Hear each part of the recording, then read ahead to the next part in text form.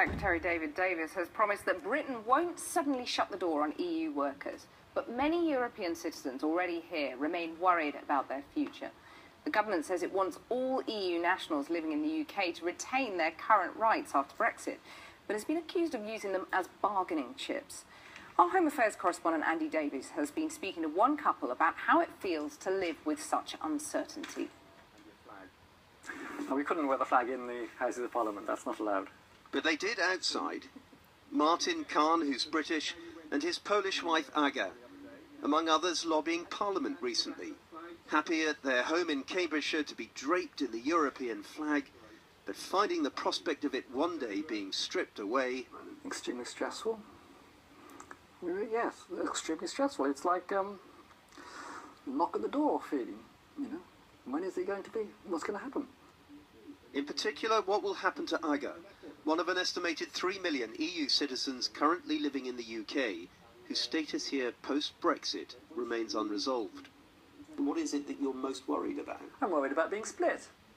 I mean, You won't be split, you have to go. I have to go. I mean, that's true. It's a division. We either have to both all go or stay. But Martin, most people don't think that's going to happen. It's going to come to that. Oh, well, I hope it's not going to come to that. But it's a risk. None of us know what Brexit will look like.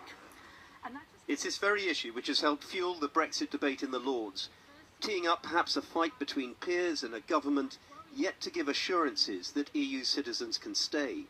Theresa May says she wants that to happen, but only when the same is offered for British citizens in other EU countries. Which is why Aga and others claim they're being treated like bargaining chips.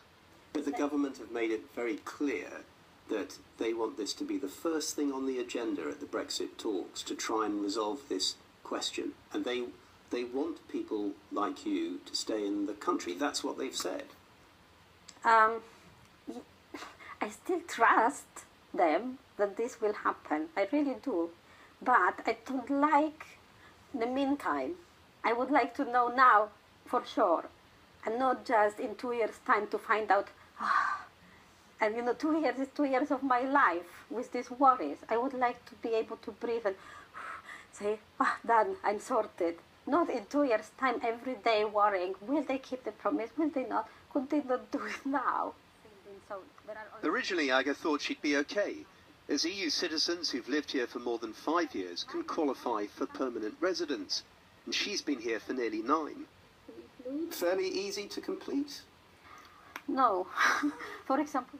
But as they were filling out the 85-page permanent resident application form, they were advised by a lawyer that Aga only qualified if she'd had private medical insurance, a requirement for some who might have had a break in earnings, or in Aga's case, who's a part-time teacher, not earned enough.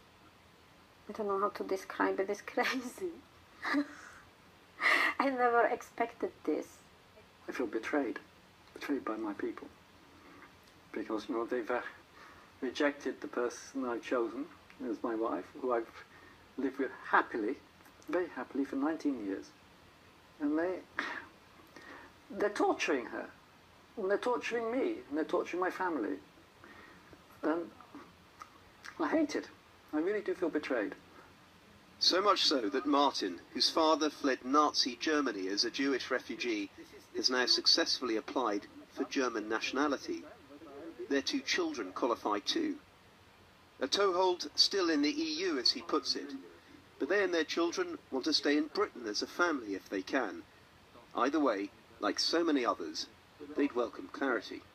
Theresa May says she can't do that until the rights of British citizens in the European Union are sorted. Of course she can, and then she would make the situation of British people abroad better, because you don't get better situation for your people by treating others with disrespect, you know, lack of security and so on.